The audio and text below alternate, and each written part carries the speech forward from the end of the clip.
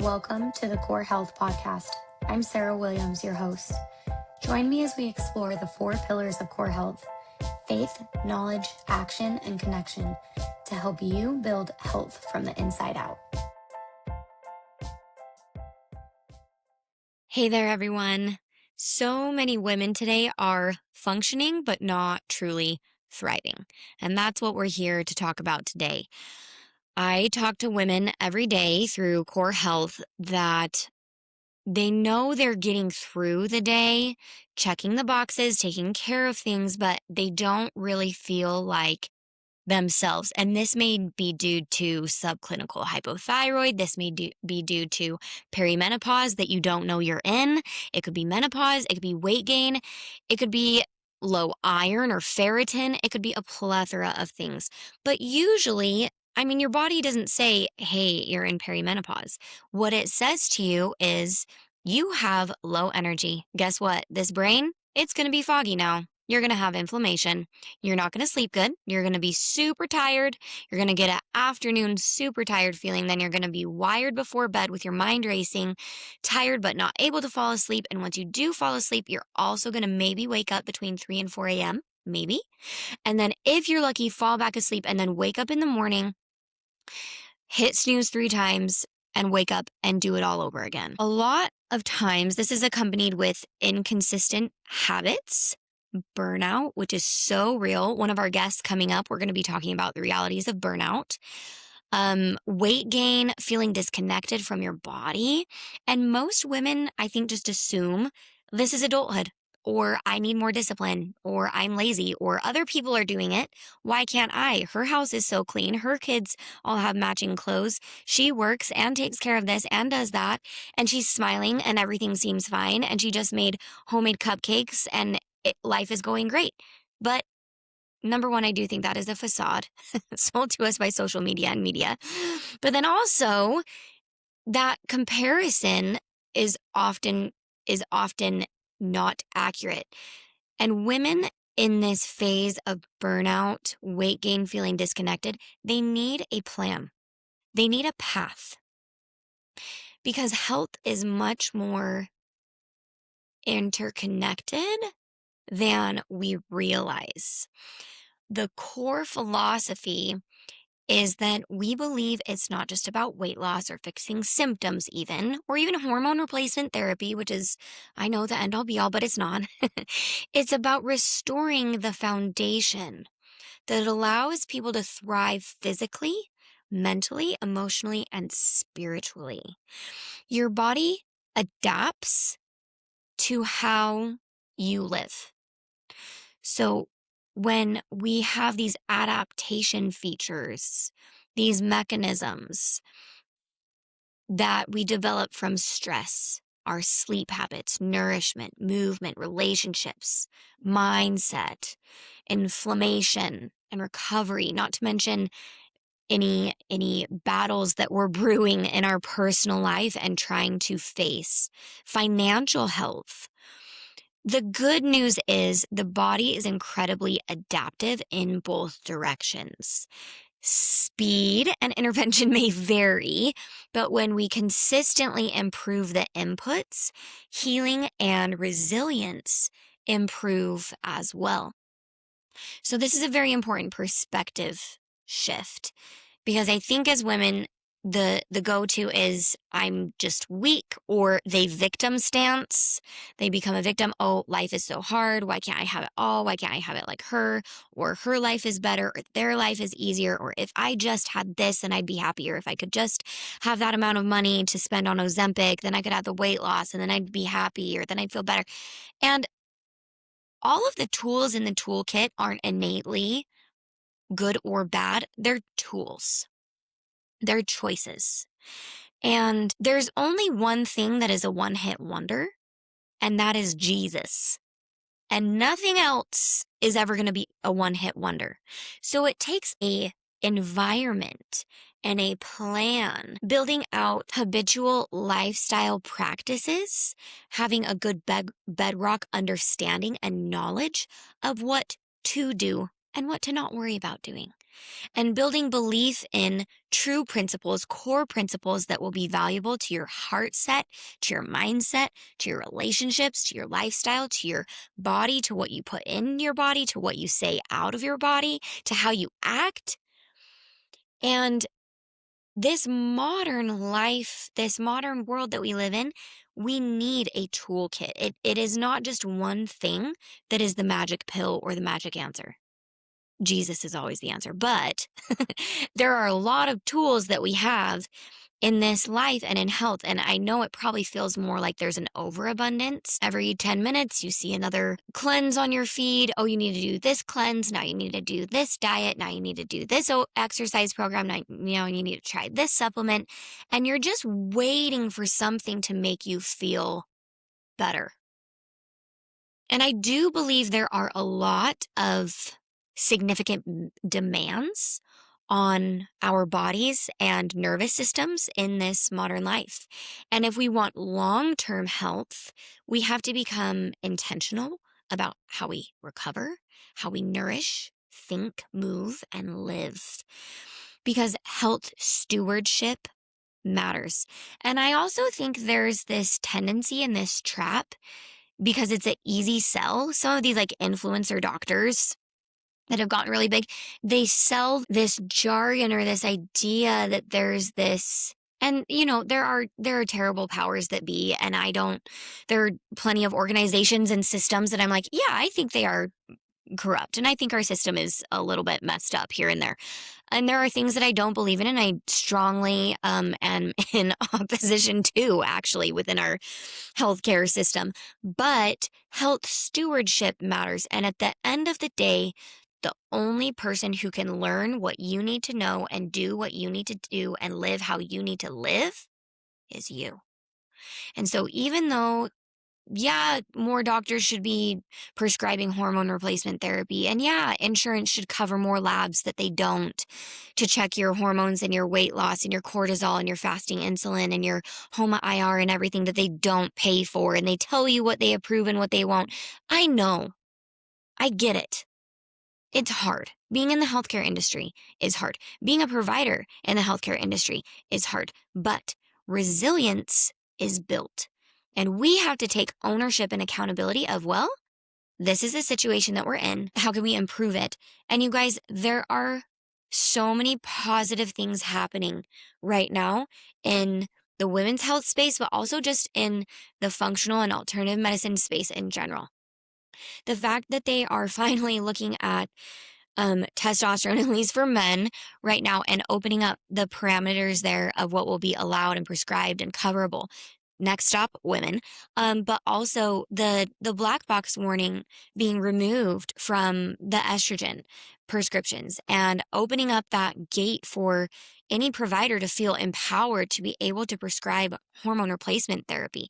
Maybe you need help talking to your provider about that. Maybe they don't know what they're doing yet. Well, they will, because eventually it's going to become the standard of practice again. And that is why the coaching that I do and we've started is so impactful, is because it's helping patients come in more informed as well, to help their clinician know how their patient is feeling. And their patient can come in informed with, hey, let's think about checking these labs. Hey, I'd like to look at these kinds of prescriptions. And being able to work with your provider as a team, seeing an insurance-based provider if you want to use your insurance coverage. But it goes both ways. The consumer has to be informed as well. That's the day that we live in. So the sustainable health requires alignment between habits and biology, purpose, information, and sometimes not doing more, but just doing more of what matters. Because trying harder often fails. Many women are stuck in cycles of all or nothing.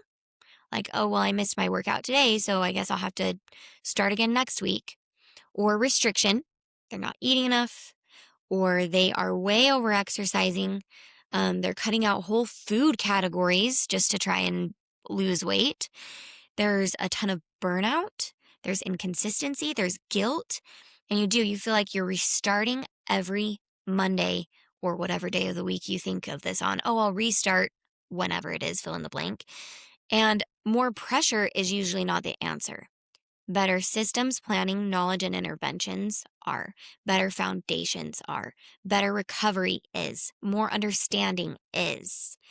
But most people do not need more punishment. They just need a more sustainable framework. And so when we're talking about how do we adapt to this modern world, this modern environment, our body, our mind, our nervous system, our spirit is constantly responding to its environment. Poor sleep changes hunger hormones. Chronic stress impacts cortisol and recovery. Low estrogen impacts cortisol. Low estrogen impacts thyroid. Undereating can reduce metabolic flexibility and muscle retention. Lack of movement affects insulin sensitivity and inflammation. Constant overstimulation affects nervous system regulation. And none of this means someone is broken. It means that your body is adapting to an environment where this is kind of the survival mode. And so your approach can shift. And that's what makes core health different, is that we look at health as a whole system.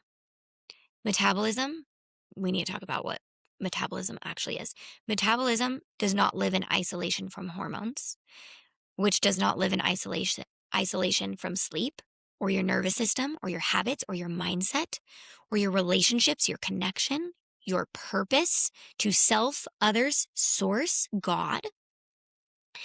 None of that is separate from education or the actions that you take. And so we combine practical health education with sustainable implementation, because information alone rarely creates transformation. Let me say it again. Information alone rarely creates transformation. Consistency, accountability, community, and support matter. And that is why we have at the core of core health what we do: faith. Faith shows us that health is bigger than your appearance or your physical fitness. Faith is stewardship. Faith is embodiment. Faith is belief and hope and purpose, and how we respond to life events, how we perceive what happens to us, what happens for us, how we navigate through life with what perspective and mindset. Knowledge, our second pillar, understanding our body. Understanding, what is metabolism? I have a slow metabolism. What does that mean? We're going to get into it. Hormones, what are they? What do we need them for? Because a hormone is just testosterone, right? No. Hormones are chemical messengers, and we have dozens and dozens of hormones in our body. We have hormones that are solely within our cardiac system that no one ever talks about. Knowledge includes understanding nutrition, supplementation, sleep, and movement. And we get into action where we have to think about, okay, so we have this belief system and we have this knowledge base, and not everyone's belief system has to be the same, and everyone doesn't need to know all the same things. There's a few things that I think it's very healthy to believe in and things that are important to know, but that doesn't have to look the same for everyone. Actions. Sustainable habits that are consistently implemented for you in your life. What does that look like for you? What is an action or an inaction that is impacting your health for the better or for the worse? And none of this can happen in isolation. We need connection through relationships, community, and thinking of healing and connection rather than isolation. Something that I see far too often is someone creating an identity based off of difficult things that have happened to them. That can be in the form of a diagnosis, in the form of a relationship, a life circumstance, a financial trial, a health struggle. It can be anything, right? Any difficult circumstance that you were born into or started believing or had to live through. I see the tendency for people to isolate and think, oh, because I've gone through a difficult circumstance, I need to shut people out. Or because I've gone through this difficult circumstance or situation or life experience, I am alone. No one understands me. No one will ever get me. Or everyone's against me. Or becoming the victim of life, becoming the victim of those circumstances. I also see this take the form of because someone has gone through something so difficult. I see this all the time in healthcare. Because they've gone through something so difficult, they have to create an enemy in order to make sense of what they've gone through and the situation that they now live in. They have to have someone or something to blame in order to reconcile and rationalize the feelings and thoughts and actions or lack of actions that they rationalize to themselves. And this is closely connected with becoming very self-centric. There's, this concentric or egocentric view of the world. But I see that happen where people will not only isolate themselves and think, woe is me, this is hard, poor me. I see it in the same, almost on the other side of that same coin. They also create themselves as like a hero at the same time, saying like, well, that gives me license to then do this or act in this way, which can be very harmful to people around them. It can be harmful to themselves. It can be harmful to their health. It is harmful to them, their health. It is harmful to themselves because it does take a village. Health happens together. Health happens together. And when someone exemplifies a very strong propensity towards isolation and disconnection or pushing people away, that is a huge red flag for not only mental health or emotional health, but also their physical and spiritual well-being. So maybe you know what to do, but still struggle to stay consistent. Maybe you've spent years focusing on weight while ignoring stress, recovery, sleep, or muscle health. Maybe you feel disconnected from yourself physically or mentally, or maybe you're tired of extremes and this pendulum swinging back and forth. You crash diet and then you gain some of it back, and then it's harder to lose it the next time, and then you still gain some of it back. And then you do another round of 75 hard, and then you gain a little bit back, and then it's harder, but you're going to do it again, and on and on and on. And maybe you want healthier relationships with your body, your habits, and those around you. Maybe you simply want more energy, clarity, strength, and stability. Health is not about perfection. It's about learning how to live in a way that allows your body and mind and heart and spirit to thrive long term. Because your body adapts to the environment and the stimuli and the responses, your reactions that you create for it. And often the stories that you tell yourself about it. The goal is not punishment or perfection. The goal is health, wellness, longevity, and resilience. Being able to respond instead of react. Being able to have not just another extreme plan. Most people just need a better foundation. And you cannot build sustainable health on unsustainable habits. So our goal is not obsession, which I do see a lot of. I think there's a lot of gimmicks, a lot of quick fixes, a lot of fads, and almost like these cheat codes that were sold. But the real goal is stewardship and empowerment. And better health is often less about intensity and more about consistency. This healing and resilience are built through repeated daily inputs. Even on the days where you don't feel motivated towards it, that's where discipline and self-respect and self-love come in. And overall valuing yourself really comes in, because you show up for you because you're valuable regardless of what you feel like. Feelings are not facts. They're just information. Your body responds to sleep, stress, nourishment, movement, and recovery. Whether you pay attention to it or not, whether you are intentional about it or not, your body responds. Your mind, spirit, and heart respond. Your relationships respond. So sustainable health should support your life, not consume it. That is exactly why I've created Core Health.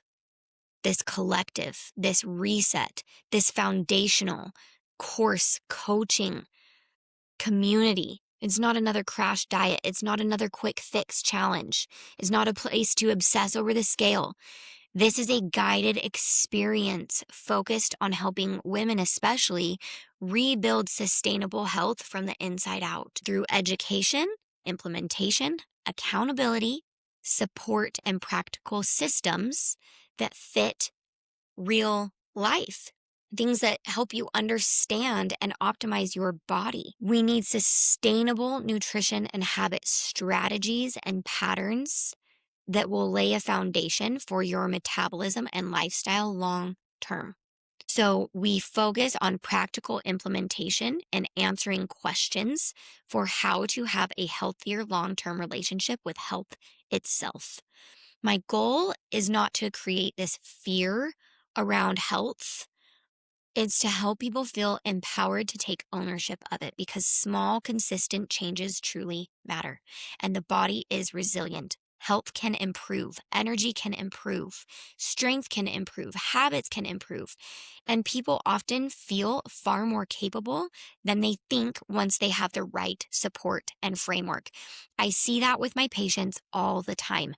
As soon as they get this baseline, my women get this baseline estrogen and progesterone, typically foundation. Maybe we add in a little testosterone. We check the thyroid. We check the ferritin, the iron. We make sure everything gets dialed in. We have that in check, and we're able to build beyond that a framework of fiber, nutrition, hydration, movement, strength training, mindset, faith. People are able to feel so much more like themselves.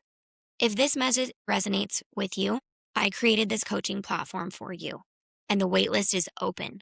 We'll be walking through all these principles of hormones, weight loss, GLPs, supplements, how to talk to your doctor, which labs, what order, what do I do, in a practical, sustainable, community-centered way. So you can join through the link in our bio and in the show notes or on our website. Until next time, thank you for tuning in. This podcast is intended for educational and entertainment purposes only and is not medical advice. Always consult your healthcare provider regarding your individual health needs. Thanks for listening, and I'll see you next time.